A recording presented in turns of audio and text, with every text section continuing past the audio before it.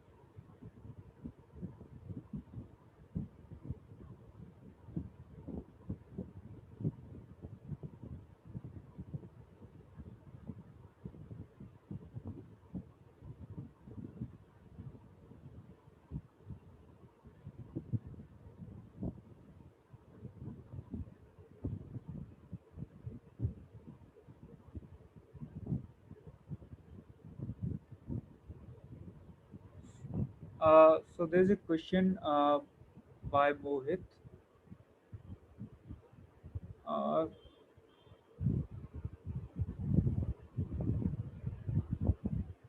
so I can see a question by Praveen. What motivated the entrepreneurship thought in you? And I consider myself three times failed entrepreneur. So, initially when Geeksworks started, I mean, we all talk about successes. There are multiple failures behind every success. When I started Geeks, it was not making any money at all, and that was the situation for long, long time. And I can tell you, like when I left this niche or job, there was lot of opposition in the family. Nobody liked the idea of leaving the niche or job and doing this Geeks for Geeks, or this actually Geeks for Geeks was not making any money. It was just a blog at that time. Nobody liked the idea of leaving the software job and joining the teaching job. And there was a time when I was paying 5,000 rupees for the server cost from my teaching salary, because we did not even have any ads for a long time on these services. But I kept working hard. What kept motivating me were those mails that I used to get from the students, because there was nothing like Geeks for Geeks when we started it. There was a long gap in the academics and what companies were expecting. I can tell you, like when I was in a tier three college, we did not have any campus placement, and I wasn't even aware like what academic is teaching me is useful or not, which part of this is useful or not. And when I went to IIT Roorkee, the placement was 100%, but even then we did not have any idea like what these companies are going to ask us, how many rounds they are going to have. We used to prepare in 2009 when I did 2007 when I did MTech from IIT Roorkee. I remember there were only Stanford PDF files that we used to follow, and they did not have any complete code. We simply used to take their code, write the driver code, and then run the code, which was really, really difficult to prepare for interview. There were some blogs and websites also at that time, but they were like full of errors. So there was a high demand of Geeks for Geeks, and I was doing a job. So I used to write those articles with a name like with a name that I did not used to use my name, right? Even then, and there was no marketing. Even then, it became really popular. Many students, many interview preparation aspirants, they started consuming the content. So that traffic growth, those thank you mails, these things have always kept us motivating. We have always been working for the students. It's all run by the students, and the student community has really, really helped us a lot, and has always kept us motivating for working more and more toward these stories. And to add to what I just said, it's all contributed by the students. I wrote only some percentage of the content initially, but the most of the content is written by students only. And that's what big motivation is. And another motivating thing was this: humanity works in great ways. I mean, I remember the initial contributors, they used to work really, really hard to write that content, and there was no internship certificate, no payment, or no pay for the people who were writing the content. There were some really, really great people like Ashish Baranwal. They used to write full code with all the comments and all the explanation for people to understand the things. There were people like Banky, they also contributed really, really great.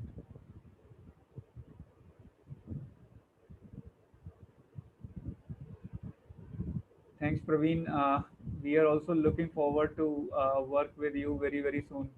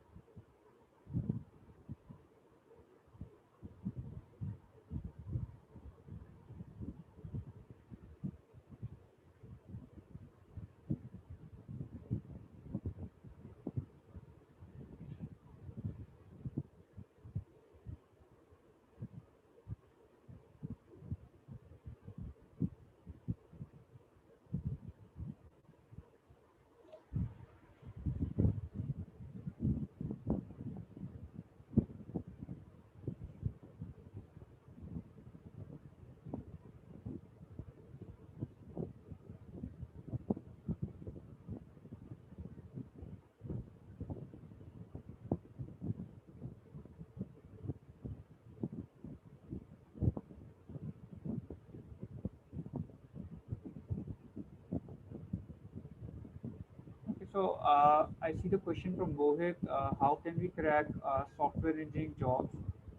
Uh, See, I can definitely answer this question really well because we are in this industry where we help the students to prepare for those jobs. See, most of the students who do engineering or who are working somewhere, they kind of all know that when it comes to interview preparation, there is one thing that every company focuses on, which is data structures and algorithms. At least in the especially for the freshers and at least in the first round. So companies these days they have this great tool where they put an online round on those websites like HackerRank or HackerEarth, where they put some questions with predefined test cases, and that's where most of the filtering happens. And once you are filtered in that round or filtered out, and most of the people actually do not qualify these online rounds. And these days companies are so focused on these things that they even ask these questions to experienced people. We have a classroom program in Noida where we see many people who have 10 years of experience, 9 years of experience, they come to learn data structures and algorithms because they are also asked these questions in the first round. So, data structure algorithm is the most important thing that we should focus on. After data structure algorithm, when it comes to face rounds, there also mostly freshers are asked data structures and algorithm only. For experienced people, interview varies from people person to person, and I mean there are many luck factors and many other things come into picture when it comes to face interview. But the most crucial round is clearing this online round where most of the people are filtered. And for that, data structure algorithm is must to know. And when we say data structures and algorithm, we do not mean that you need to learn very high data structures like segment tree or binary index tree, because most of the companies when they take these interviews, they mainly focus on basic data structures and algorithms. Data structures like arrays, linked lists, cell balancing, BST, hashing, and algorithms like searching, sorting, dynamic programming, greedy algorithms. So please make sure that you learn and understand these basic data structures really well. You have done lots of practice, solved lots of questions on these topics, because these are the things that every company is going to ask. And to learn to be master of these things or to be employable by learning these things, you must need to do two things. You need to learn these well, and you need to practice a lot of questions. And these days, fortunately, you guys have lots of platforms. Nowadays there was nothing like this, so you can practice lots of questions and live lots of interview experiences of these companies, from which you can see which questions are really popular among these companies.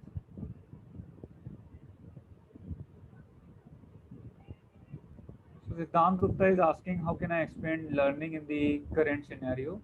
Uh, Siddhant, we can all consider this current scenario as a great opportunity. If we are a student, we have a long time where we do not have much academic pressure. We do not have those attendance requirements. We do not have to attend those lectures. Do not have to go to the college. We can focus lot more on our career, especially if we are looking for job oriented career, which is the safest career, because that's how things are in India. When we are an Indian student, we mostly care about a job at least. So, and for a job, data structure and algorithm is the most important topic, because most of the engineering students they get jobs in software companies, and all these software companies, they, as I said earlier, they ask data structure and algorithm questions. So you can utilize this time really well by solving lots of interview questions, lots of and if you are already above a level where you know basic data structure and algorithm really well, then you can spend this time to solve lot more competitive programming questions. And it is all probability. More questions you solve, more the probability of getting a job into a company becomes higher.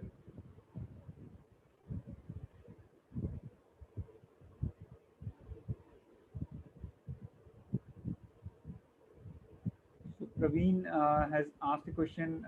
What is your advice for upcoming mentors like me to be successful?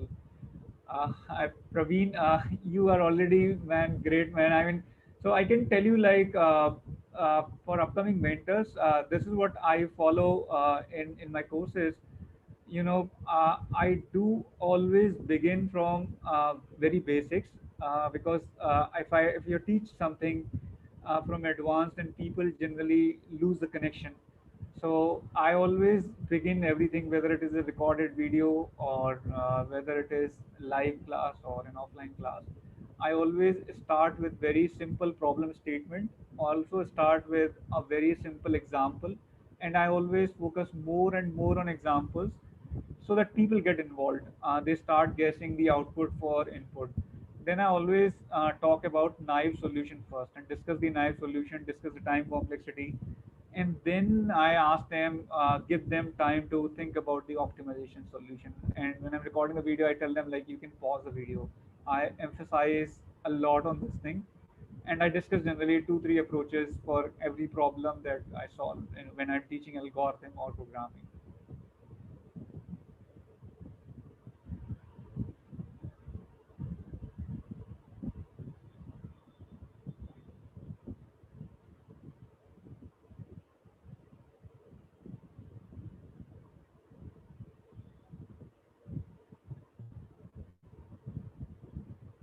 So, whoever is watching this webinar, guys, this COVID-19 situation actually, we can take this for our advantage. I can tell you, like, when I did my engineering in 2004, I did my engineering from a tier 3 college, and when I started my engineering, the situation was this.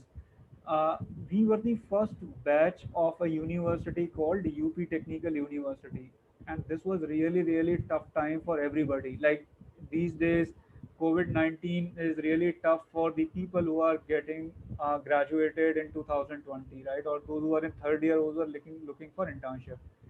I can relate it with my situation in 2004. When we were doing our engineering, we were the first batch of that university. And what happened with us was this university became really, really tough with the student because they were the first university. They wanted to set up standards really high.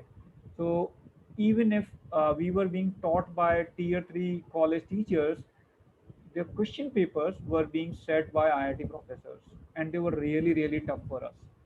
And our seniors, they were from a local university, sorry, of that city. So whatever we were studying in our first year, our seniors were studying in second year, and time was really, really tough for us. And you know, when the result came out, there were only 5 students out of those 87 students who did not have any backlog in that year. So we were all like, what will happen with us? How will we get job? Because we are not even able to qualify these exams. We are not able to get good CGPA.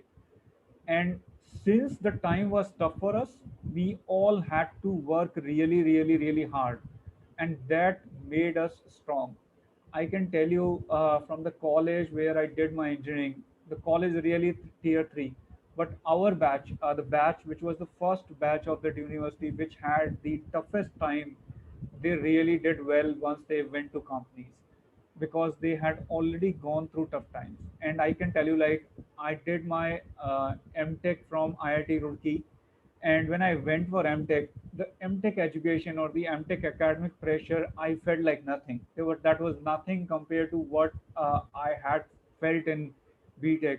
And that's what the advantage of going through tough times. When you go through tough times, you become strong. And you need to come out stronger by working hard and hard. That's what make you successful and stronger in these situations.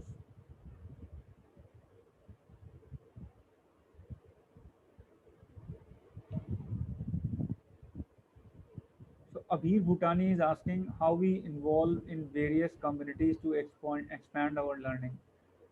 So I'll just say, Abhir, if you are an engineering student, the most important thing is to get yourself good at data structure and algorithm, make yourself employable, If you are in first year, don't wait for academics to start algorithms. You can start now, and you can do all these things like communities and learning technologies once you are employable. So make sure that you are employable, and it's all up to you what interests you more. You can always go to GitHub and explore some open repositories and start contributing to them. It's all depends upon your passion and what technologies you enjoy, what kind of communities you enjoy. But as an Indian student, most of us have this first priority, which is getting ourselves employable, getting a job first. For that, DSLGO is the most important thing. And mastering DSLGO is not tough. You can do it in first year, and then you can enjoy rest of your 3 years doing other stuff. So it's all up to you, whichever communities you want to join. And when you have other things in your resume, like a good GitHub profile, or or a contribution, for example, contribution like Geeks for Geeks. If you've written some articles on Geeks for Geeks, so maybe you have contributed on any other society, that helps you a lot in your face-to-face rounds when somebody looks at your resume. So Avinash is asking from where we can start learning various technologies. Avinash, learning various technologies, there is no single source. You can always find different sources for different kind of technologies. For example, there's Kaggle, which is popular for machine learning. Geeksworks is popular for data structure and algorithms, and there are other sources which are popular for other technologies. So you as a student, and these things keep changing. Something is popular for some time, and something other become popular. You students can always take help from your seniors. They are the best people. They've gone through. I mean, in our case, when we were in 2004, we were not fortunate to have seniors of the same university, but most of you are. So you can always take help from your seniors. They are the best people to guide you about all these things. They can always tell you about these technologies and the sources.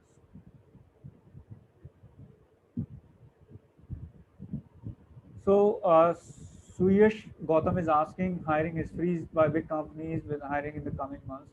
Uh, Suyash, I'm again being very positive about the situation. These tough times make you strong. So, and I strongly believe that hiring is not going to stop. Companies are going to hire once this lockdown gets over. Maybe they are going to hire more and more people. And the situation, the worldwide situation that we are seeing right now, uh, India has great prospects in the coming future, because there is a lot of hatred against China, and uh, people strongly believe that many big companies might shift to India. So, I strongly believe it's just a short-term thing, and things are going to get better. And these short-term hard times actually make us strong and make us better in long-term careers. So take it positively, work hard, and hard work never goes waste. I can again reiterate my story. We were the first batch. We had tough exams, and that's what made us strong. That's what made me strong in that time.